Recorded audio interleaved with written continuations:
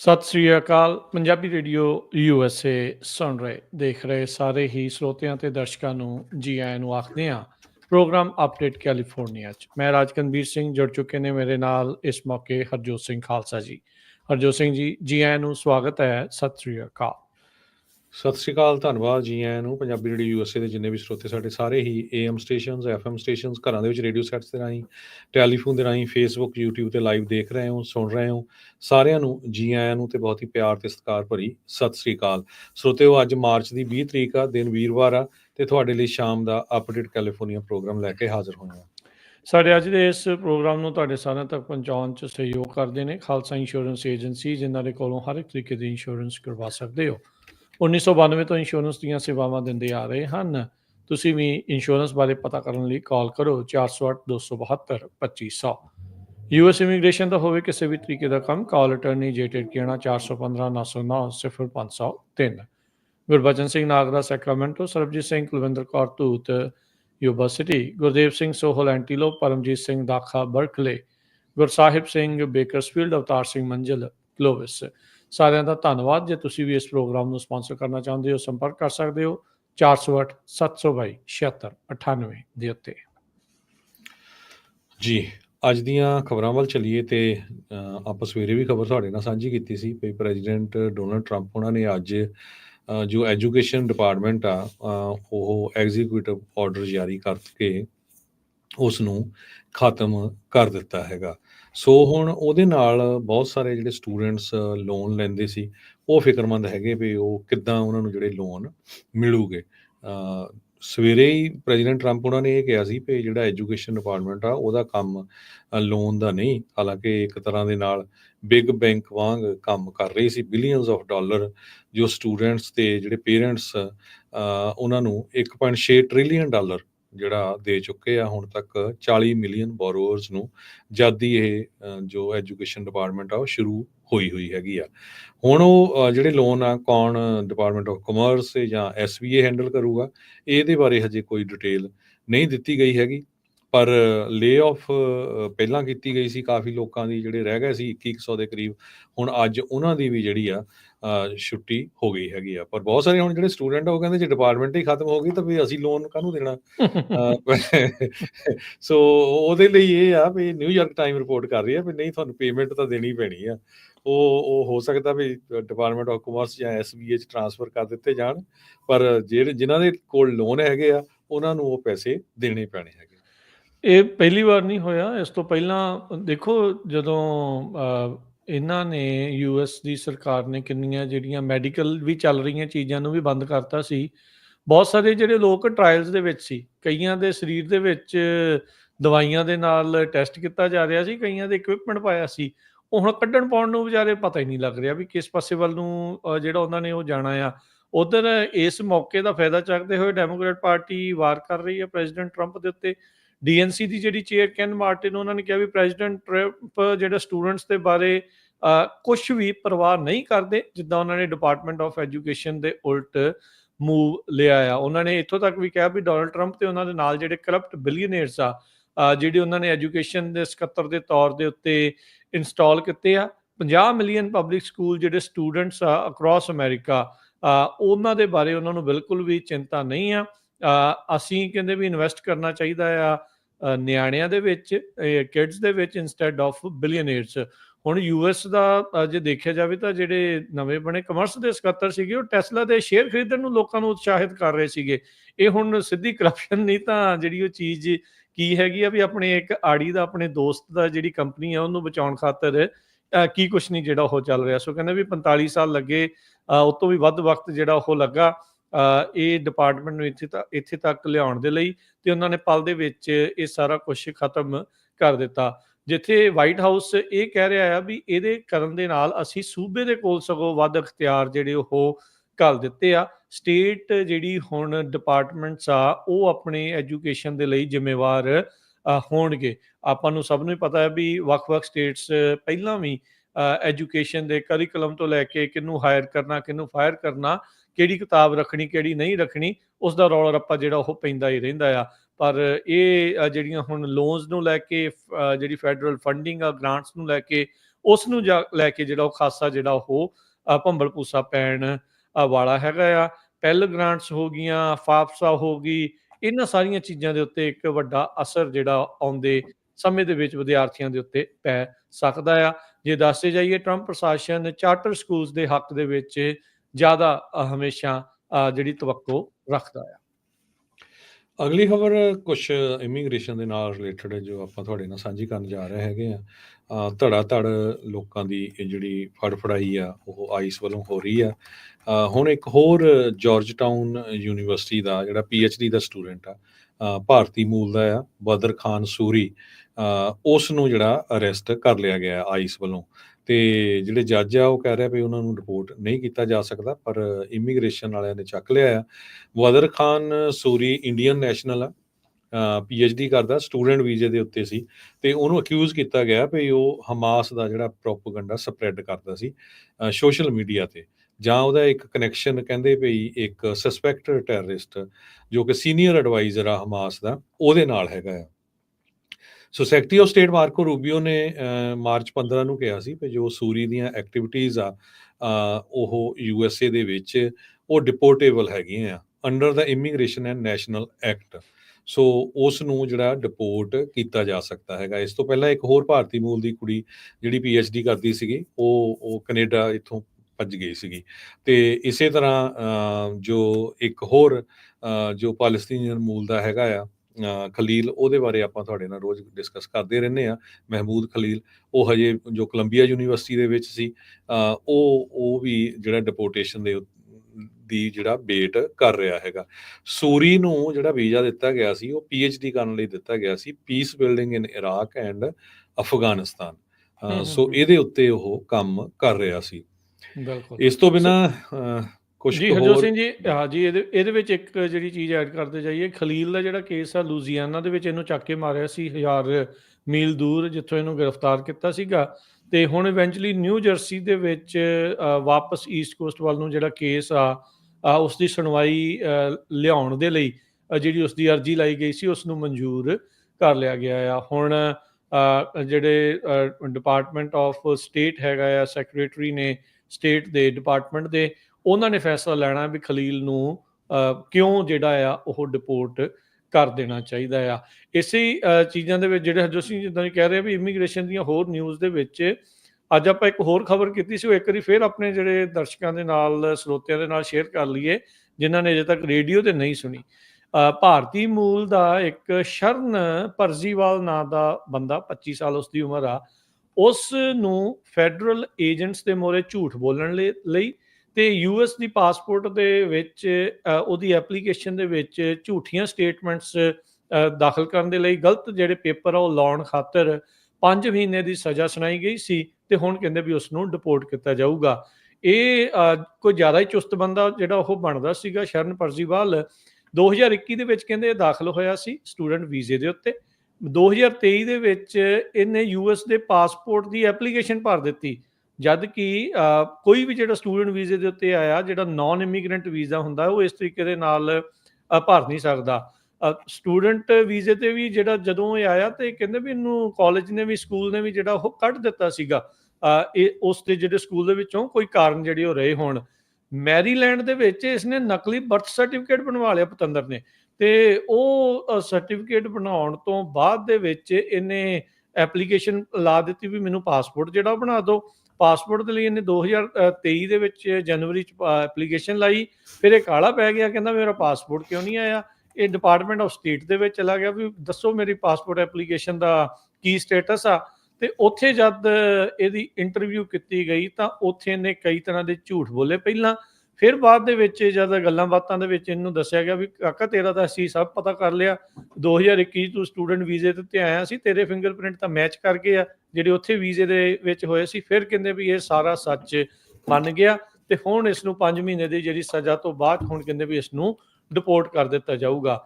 ਇਹ ਸਾਰੀ ਚੀਜ਼ ਦੱਸਣ ਦਾ ਮਕਸਦ ਇਹ ਆ ਹਰਜੋਤ ਸਿੰਘ ਜੀ ਵੀ ਬਹੁਤ ਵਾਰੀ ਲੋਕ ਜਾਣੇ ਅਣਜਾਣੇ ਆਪਣੇ ਪੇਪਰਸ ਦੇ ਵਿੱਚ ਕਿਸੇ ਦੇ ਕਹੇ ਜਾਂ ਆਪੇ ਹੁਸ਼ਿਆਰੀ ਮਾਰਦੇ ਹੋਏ ਜਾਂ ਗਲਤੀ ਦੇ ਨਾਲ ਝੂਠ ਜਿਹੜਾ ਉਹ ਲਿਖ ਜਾਂਦੇ ਆ, ਉਹ ਪਰਜਰੀ ਜਿਹੜੀ ਉਹ ਹੋ ਜਾਂਦੀ ਆ।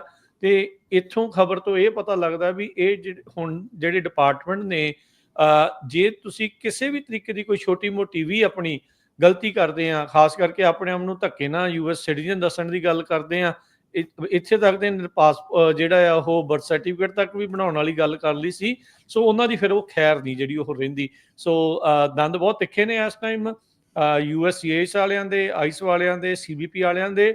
ਸੋ ਆਪਣੇ ਪੇਪਰ ਵਰਕ ਦੇ ਵਿੱਚ ਕਿਸੇ ਤਰੀਕੇ ਦੀ ਕੋਈ ਕੋਤਾਹੀ ਨਾ ਕਰੋ। ਫਾਰਮ ਭਰਨ ਵੇਲੇ 1 ਵਾਰੀ ਨਹੀਂ, 2 ਵਾਰੀ ਨਹੀਂ, 3 ਵਾਰੀ ਜਿਹੜਾ ਚੈੱਕ ਕਰੋ ਵੀ ਜੋ ਤੁਸੀਂ ਭਰ ਰਹੇ ਆ ਵੀ ਬਿਲਕੁਲ ਠੀਕ ਭਰ ਰਹੇ ਹੋ। ਅੱਜ ਸਵੇਰੇ ਸਾਡੇ ਇੱਕ ਸਰੋਤੇ ਦੀ ਵੀ ਕਾਲ ਆਈ ਸੀ ਭਈ ਸਲੀਨਸ ਜੋ ਇੱਧਰ ਬੇ ਏਰੀਏ ਦੇ ਵਿੱਚ ਹੈਗਾ ਉੱਥੇ ਸਲੀਨਸ ਬਹੁਤ ਸਾਰੇ ਆਪਣੇ ਟਰੱਕ ਲੈ ਕੇ ਜਾਂਦੇ ਹੈਗੇ, ਉੱਥੇ ਸਬਜ਼ੀਆਂ ਹੁੰਦੀਆਂ, ਸਬਜ਼ੀਆਂ ਦੇ ਜਿਹੜੇ ਲੋਡ ਹੁੰਦੇ ਹੈਗੇ ਉੱਥੇ 2 ਪੰਜਾਬੀਆਂ ਨੂੰ ਆਈਸ ਵਾਲਿਆਂ ਨੇ ਚੱਕਿਆ। ਸੋ ਉਹਨ ਕੰਪਨੀ ਦਾ ਨਾਂ ਜਾਂ ਵੇਅਰ ਹਾਊਸ ਤਾਂ ਨਹੀਂ ਦੱਸਿਆ, ਪਰ ਕਹਿੰਦਾ ਮੈਂ ਜਾਣਦਾ ਹਾਂ ਵੀ 2 ਪੰਜਾਬੀਆਂ ਨੂੰ ਅੱਜ ਸਵੇਰੇ ਆਈਸ ਵਾਲਿਆਂ ਨੇ ਚੱਕਿਆ। ਕੀ ਕਾਰਨ ਸੀ ਇਹ ਹਜੇ ਪਤਾ ਨਹੀਂ। ਅਸੀਂ ਵਾਰ-ਵਾਰ ਫੇਰ ਜਿਹੜੇ ਆਪਣੇ ਸਰੋਤੇ ਹੈਗੇ ਉਹਨਾਂ ਨੂੰ ਕਹਿੰਦੇ, ਖਾਸ ਕਰਕੇ ਜਿਹੜੇ ਟਰੱਕਰਸ ਪਲੀਜ਼ ਮੇਕ ਸ਼ੋਰ ਕਰੋ ਜਿਨ੍ਹਾਂ ਦਾ ਪੇਪਰ ਵਰਕ ਸਹੀ ਉਹੀ ਜਿਹੜਾ ਦੂਰ ਦਰਾਡੇ ਜਾਓ, ਨਹੀਂ ਤਾਂ ਸਿਚੁਏਸ਼ਨ ਤੁਹਾਡੇ ਸਾਹਮਣੇ ਹੈਗੀ ਅਗਲੀ ਖਬਰ ਜਿਹੜੀ ਮੈਂ ਤੁਹਾਡੇ ਨਾਲ ਸਾਂਝੀ ਕਰੂੰਗਾ, ਤੁਸੀਂ ਬੜੀ ਹੈਰਾਨ ਹੋ ਜਾਣਾ ਸਦਰਨ ਕੈਲੀਫੋਰਨੀਆ ਦੇ ਵਿੱਚ 35 ਸਾਲਾਂ ਤੋਂ ਕਪਲ ਰਹਿ ਰਿਹਾ ਸੀ, ਜਿਸ ਨੂੰ ਹੁਣ ਡਿਪੋਰਟ ਕੀਤਾ ਜਾ ਰਿਹਾ ਔਰੇਂਜ ਕਾਉਂਟੀ ਦਾ ਇਹ ਕਪਲ ਜਿਹਦੀ ਕੋਈ ਕ੍ਰਿਮੀਨਲ ਹਿਸਟਰੀ ਨਹੀਂ, USA 'ਚ 35 ਸਾਲਾਂ ਤੋਂ ਰਹਿ ਰਿਹਾ। 3 ਉਹਨਾਂ ਦੀਆਂ ਕੁੜੀਆਂ ਇੱਥੇ ਦੀਆਂ ਹੀ ਬੋਰਨ ਗਲੇਡਸ ਤੇ ਨੈਂਸਲ ਗੋਨਜ਼ਾਲਸ ਲਗੂਨਾ ਨਿਗੋਲ 'ਚ ਡਿਟੇਨ ਕੀਤੇ ਗਏ ਸੀ ਫਰਵਰੀ 21 ਨੂੰ। ਰੂਟੀਨ ਇਮੀਗ੍ਰੇਸ਼ਨ ਚੈੱਕ ਪਹਿਲਾਂ ਉਹਨਾਂ ਨੇ ਅਪਲਾਈ ਕੀਤਾ ਸੀ ਪੋਲੀਟੀਕਲ ਅਸਾਈਲਮ, ਕਿਉਂਕਿ 1999 'ਚ ਉਹ ਕੋਲੰਬੀਆ ਤੋਂ ਇੱਥੇ ਆਏ ਸੀ ਅਸਾਈਲਮ ਲੈਣ ਦੇ ਲਈ। ਕਹਿੰਦੇ ਵੀ ਕੰਡੀਸ਼ਨਸ ਬਹੁਤ ਮਾੜੀਆਂ ਸੀਆਂ, ਡਰੱਗਸ ਸੀ ਉੱਥੇ, ਵਾਇਲੈਂਸ ਬਹੁਤ ਸਾਰੀ ਸੀਗੀ। ਇਹ ਉਹਨਾਂ ਦੀ ਇੱਕ ਜੋ ਬੇਟੀ ਉਹਨਾਂ ਨੇ ਇਹ ਦੱਸਿਆ। ਸੋ ਉਹ ਜਦੋਂ ਪਰਿਵਾਰ ਇੱਥੇ ਆ ਗਿਆ, ਇੱਥੇ ਅਮਰੀਕਾ ਦੇ ਵਿੱਚ ਵਧੀਆ ਜੌਬ ਕਰਦਾ ਸੀ ਲੈਬ ਦੇ ਵਿੱਚ, ਜਿਹੜਾ ਗੋਨਜ਼ਾਲਸ ਫਲਿਟ ਬੋਟਨਿਸਟ ਉਹ ਸੀਗਾ, ਉਹ ਕੰਮ ਕਰਦਾ ਸੀ। ਵਾਈਫ ਜਿਹੜੀ ਉਹਦੀ ਹੋਮ ਮੇਕਰ ਸੀ, ਬਾਕੀ ਕੁੜੀਆਂ ਤਿੰਨੇ ਉਹਨਾਂ ਦੀਆਂ ਗ੍ਰੈਜੂਏਟ ਇੱਥੇ ਦੀਆਂ ਪੜ੍ਹ ਰਹੀਆਂ ਤੇ ਉਹ ਕਹਿੰਦੇ ਵੀ ਜਿਹੜੇ ਵਕੀਲ ਕੋਲ ਉਹਨਾਂ ਦਾ ਕੇਸ ਸੀ ਸਮਹਾਓ ਪਤਾ ਨਹੀਂ ਅਰੈਸਟ ਹੋ ਗਿਆ ਸੀ ਜਾਂ ਕੀ ਚੱਕਰ ਸੀ, ਪਰ ਐਵਰੀ ਈਅਰ ਉਹਨਾਂ ਨੂੰ ਵਰਕ ਪਰਮਿਟ ਮਿਲਦਾ ਰਹਿੰਦਾ ਸੀ ਤੇ ਹਾਜ਼ਰੀ ਲਵਾਉਣੀ ਪੈਂਦੀ ਸੀ ਇਮੀਗ੍ਰੇਸ਼ਨ ਕਸਟਮ ਵਾਲਿਆਂ ਦੇ ਕੋਲ ਜਾ ਕੇ। ਸੋ ਇਸ ਵਾਰੀ ਜਦੋਂ ਉਹ ਗਏ ਤੇ ਜਿਹੜਾ ਗਲੇਡਸ ਗੋਨਜ਼ਾਲਸ ਕਹਿੰਦਾ ਵੀ ਮੈਨੂੰ ਉਹਨਾਂ ਨੇ ਉੱਥੇ ਅਰੈਸਟ ਕਰ ਲਿਆ ਤੇ ਨਾਲ ਦੀ ਨਾਲ ਉਹਨਾਂ ਨੇ ਕਿਹਾ ਵੀ ਆਪਣੀ ਵਾਈਫ ਨੂੰ ਵੀ ਸੱਦ, ਤੇ ਜਦੋਂ ਉਹਦੀ ਵਾਈਫ ਆਈ ਤੇ ਵਾਈਫ ਨੂੰ ਵੀ ਨਾਲ ਹੀ ਉਹਨਾਂ ਨੇ ਜੋ ਅਰੈਸਟ ਕਰ ਲਿਆ। ਸੋ ਦੋਨਾਂ ਨੂੰ ਅਰੈਸਟ ਕਰਕੇ ਸੈਨ ਬਰਨਾਰਡੀਨੋ ਜਿਹੜਾ ਡਿਟੈਂਸ਼ਨ ਸੈਂਟਰ ਹੈਗਾ ਉੱਥੇ ਰੱਖਿਆ। ਉਹ ਤੋਂ ਬਾਅਦ ਫਿਰ ਉਹਨਾਂ ਨੇ ਲੂਜ਼ੀਆਨਾ ਦੇ ਵਿੱਚ ਮੂਵ ਕਰਤਾ ਤੇ ਹੁਣ ਉਹ ਉੱਥੋਂ ਕਹਿੰਦੇ ਵੀ ਬਹੁਤ ਜਲਦੀ ਡਿਪੋਰਟ ਕੀਤੇ ਜਾਊਗੇ। ਸੋ ਉਹਨਾਂ ਦੇ ਹੱਕ ਦੇ ਵਿੱਚ ਜਿਹੜੀਆਂ ਉਹਨਾਂ ਦੀਆਂ ਬੇਟੀਆਂ ਉਹਨਾਂ ਲਈ ਕਿਸੇ ਨੇ ਗੋ ਫੰਡ ਵੀ ਕੀਤਾ। ਕਹਿੰਦੇ ਵੀ ਲੋਕਾਂ ਨੇ ਸਾਨੂੰ ਬਹੁਤ ਸਪੋਰਟ ਕੀਤੀ ਹੈਗੀ ਪਰ ਉਹ ਹੈਰਾਨ ਭਈ ਕਿਸੇ ਤਰ੍ਹਾਂ ਦੀ ਕੋਈ ਉਹਨਾਂ ਦੀ ਕ੍ਰਿਮੀਨਲ ਹਿਸਟਰੀ ਨਹੀਂ, ਕੰਮਕਾਰ ਕਰਦੇ ਪਿਛਲੇ 89 ਤੋਂ ਲੈ ਕੇ 35 ਸਾਲਾਂ ਤੋਂ, ਤੇ ਹਰ ਸਾਲ ਉਹਨਾਂ ਦਾ ਵਰਕ ਪਰਮਿਟ ਰਿਨਿਊ ਕਰ ਦਿੱਤਾ ਜਾਂਦਾ ਸੀ। ਕਦੇ ਕਹਿੰਦੇ ਉਹਨਾਂ ਨੇ ਆਪਣੀ ਅਪਾਇੰਟਮੈਂਟ ਨਹੀਂ ਮਿਸ ਕੀਤੀ। ਦੇ ਨੈਵਰ ਮਿਸਡ ਐਨ ਅਪਾਇੰਟਮੈਂਟ। ਕਹਿੰਦੀ ਵੀ ਦੇ ਆਲਵੇਜ਼ ਸ਼ੋਡ ਅਪ, ਦੇ ਵਰ ਨੈਵਰ ਹਾਈਡਿੰਗ, ਦੇ ਵਰ just good people doing what ਦੇ ਵਰ ਸਪੋਜ਼ ਟੂ ਡੂ। ਪਰ ਹੁਣ ਉਹ ਚੱਕ ਲੈ ਗਏ ਤੇ ਉਹਨਾਂ ਨੂੰ ਕੋਲੰਬੀਆ ਜਿਹੜਾ ਵਾਪਸ ਭੇਜਿਆ ਜਾਊਗਾ।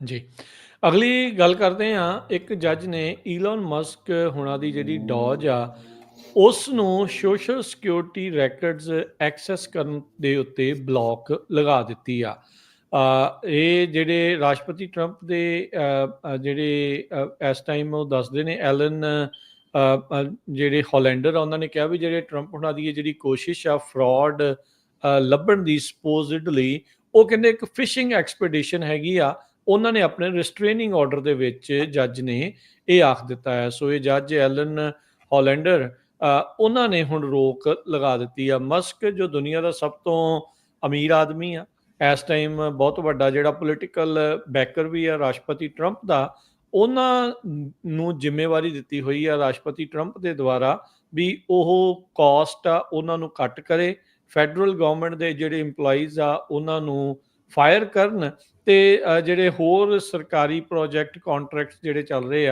ਉਹਨਾਂ ਨੂੰ ਕੈਂਸਲ ਜਿਹੜਾ ਉਹ ਕੀਤਾ ਜਾਵੇ।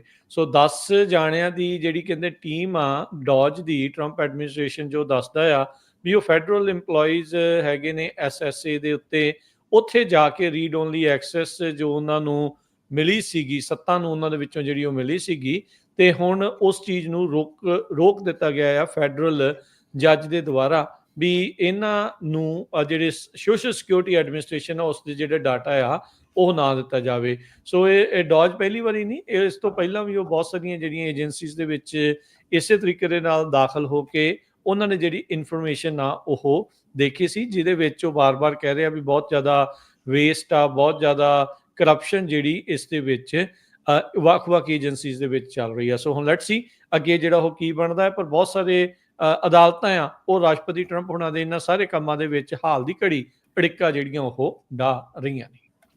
ਪ੍ਰੈਜ਼ੀਡੈਂਟ ਟਰੰਪ ਹੋਣਾ ਦੇ ਬਾਬਤ ਦਰਜਨ ਦੇ ਕਰੀਬ ਜੱਜਾਂ ਨੇ ਕਿਹਾ ਆ ਵੀ ਟਰੰਪ ਤੇ ਉਹਨਾਂ ਦੀ ਜਿਹੜੀ ਸਰਕਾਰ ਆ ਉਹਨਾਂ ਨੇ ਦਰਜਨ ਵਾਰ ਜੋ ਲਾਅ ਆ ਉਸ ਨੂੰ ਬ੍ਰੇਕ ਕੀਤਾ ਹੈਗਾ। ਟਰੰਪ ਹੁਣੀ ਇਸ ਮੁੱਦੇ ਤੇ ਇਲੈਕਸ਼ਨ ਜਿੱਤੇ ਸੀ ਵੀ ਇਲੀਗਲ ਇਮੀਗ੍ਰੇਸ਼ਨ ਬਹੁਤ ਜ਼ਿਆਦਾ ਹੋਈ ਹੈਗੀ ਆ, ਕ੍ਰਾਈਮ ਵਧਿਆ ਆ, ਤੇ ਆਪਾਂ ਜਿਹੜੀ ਗਵਰਨਮੈਂਟ ਆ ਫੈਡਰਲ ਗਵਰਨਮੈਂਟ ਉਹਨੂੰ ਕੱਟ ਕਰਨਾ ਆ, ਉਹਦੇ 'ਚ ਬਹੁਤ ਜ਼ਿਆਦਾ ਜਿਹੜੀ ਵੇਸਟ ਹੋ ਰਹੀ ਹੈਗੀ ਆ। ਪਰ ਜਿਸ ਹਿਸਾਬ ਦੇ ਨਾਲ ਉਹਨਾਂ ਨੇ ਐਗਜ਼ੀਕਿਊਟਿਵ ਆਰਡਰ ਜਾਰੀ ਕਰਕੇ ਕੱਟ ਕੀਤੇ ਹੈਗੇ ਆ, ਉਹ ਸਾਰਿਆਂ ਦੇ ਵਿੱਚ ਜਿਹੜੇ ਇਸ ਟਾਈਮ ਦੇ ਉੱਤੇ ਵੱਖ-ਵੱਖ ਸਟੇਟਸ ਦੇ ਵਿੱਚ, ਵੱਖ-ਵੱਖ ਸਿਟੀਜ਼ ਦੇ ਵਿੱਚ ਲਾ ਸੂਟਸ ਚੱਲ ਰਹੇ ਹੈਗੇ ਆ। ਸੋ ਜਿਹੜੇ ਉਹਨਾਂ ਨੇ ਵਾਇਲੇਸ਼ਨਸ ਕੀਤੀਆਂ ਹੈਗੀਆਂ, ਵਾਇਲੇਟ ਕੀਤਾ ਜਿਹਦੇ ਵਿੱਚ ਲਾ, ਖਾਸ ਕਰਕੇ ਡਿਪੋਰਟਿੰਗ ਵੈਨਜ਼ੂਏਲਨ ਇਮੀਗ੍ਰੈਂਟਸ, ਜਿਹੜਾ 1798 ਦਾ ਲਾਅ ਇਨਵੋਕ ਕਰਕੇ ਕੀਤਾ ਆ। ਜੱਜ ਨੇ ਕਿਹਾ ਸੀ ਵੀ ਫਲਾਈਟ ਨਹੀਂ ਜਾ ਸਕਦੀ, ਪਰ ਫਲਾਈਟ ਲੈ ਗਏ। ਇਲੋਨ ਮਸਕ ਦੇ ਐਕਸ਼ਨਸ ਨੂੰ ਲੈ ਕੇ ਬਹੁਤ ਸਾਰੀਆਂ ਸਟੇਟਸ ਦੇ ਵਿੱਚ ਲਾ ਸੂਟ ਚੱਲ ਰਹੇ ਹੈਗੇ ਆ। ਹਜੇ ਹੁਣੇ ਜੱਜ ਨੇ ਇੱਕ ਨੇ ਬਲੌਕ ਕਰ ਦਿੱਤਾ ਇਲੋਨ ਮਸਕ ਉਹਨਾਂ ਨੂੰ ਵੀ ਸੋਸ਼ਲ ਸਿਕਿਉਰਿਟੀ ਦੇ ਰੈਕਡ ਨਹੀਂ ਤੁਸੀਂ ਚੈੱਕ ਕਰ ਸਕਦੇ, ਕਿਉਂਕਿ ਤੁਸੀਂ ਇਲੈਕਟਡ ਬੰਦੇ ਨਹੀਂ ਹੋ। USAID ਕੱਟਸ ਇਹ ਉਹਨਾਂ ਨੇ ਕੱਟ ਕੀਤੇ ਸੀ ਬਹੁਤ, ਤੇ ਉਹ ਵੀ ਬਾਅਦ ਦੇ ਵਿੱਚ ਜੱਜਸ ਨੇ ਕਿਹਾ ਵੀ ਨਹੀਂ, ਇਹ ਤੁਸੀਂ ਕੱਟ ਨਹੀਂ ਕਰ ਸਕਦੇ ਹੈਗੇ। ਟਰਾਂਸਜੈਂਡਰ ਮਿਲਟਰੀ ਬੈਨ ਕੀਤਾ ਸੀ, ਉਹਦੇ ਅਗੇਂਸਟ ਵੀ ਜਿਹੜੇ US ਦੇ ਡਿਸਟ੍ਰਿਕਟ ਜੱਜ ਨੇ ਕਿਹਾ ਵੀ ਇਹ ਵਾਇਲੇਟ ਕੀਤਾ ਗਿਆ ਹੈਗਾ। ਐਂਡਿੰਗ ਵਰਥਰਾਈਟ ਸਿਟੀਜ਼ਨਸ਼ਿਪ, ਇਹਦੇ ਵਿੱਚ ਤਾਂ ਬਹੁਤ ਸਾਰੇ ਜੱਜਾਂ ਨੇ ਕਿਹਾ ਵੀ ਇਹ ਨਹੀਂ ਤੁਸੀਂ ਬਲੌਕ ਕਰ ਸਕਦੇ ਹੈਗੇ।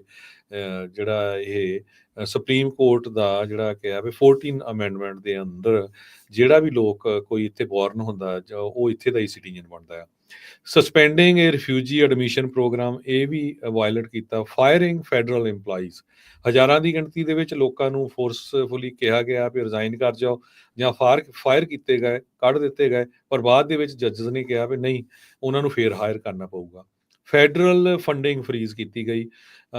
ਕੰਟਰੈਕਟਰਸ ਨੂੰ ਰੋਕਿਆ ਗਿਆ ਵੀ ਉਹ DEI ਨਹੀਂ ਯੂਜ਼ ਕਰ ਸਕਦੇ, ਉਸ ਨੂੰ ਵੀ ਜਿਹੜਾ ਬਲੌਕ ਕੀਤਾ ਗਿਆ ਹੈਗਾ।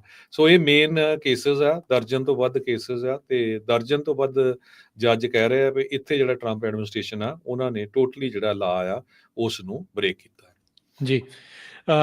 US ਦੇ ਅਟਾਰਨੀ ਜਨਰਲ ਪੈਮ ਬੌਂਡੀ ਉਹਨਾਂ ਨੇ ਅੱਜ ਇਹ ਅਨਾਉਂਸ ਕੀਤਾ ਵੀ 3 ਜਾਣਿਆਂ ਦੇ ਉਲਟ ਜਿਨ੍ਹਾਂ ਨੇ ਟੈਸਲਾ ਦੀਆਂ ਪ੍ਰਾਪਰਟੀਜ਼ ਦੀ ਡਿਸਟਰਕਸ਼ਨ ਕੀਤੀ ਆ, ਵਾਇਲੈਂਟ ਡਿਸਟਰਕਸ਼ਨ ਕੀਤੀ ਆ, ਉਹਨਾਂ ਉੱਤੇ ਮੇ ਵੀ ਜਿਹੜੇ ਜੀ ਡੋਮੈਸਟਿਕ ਟੈਰਰਿਜ਼ਮ ਦੇ ਜਿਹੜੇ ਚਾਰजेस ਆ ਉਹ ਲਾਏ ਜਾ ਸਕਦੇ ਆ।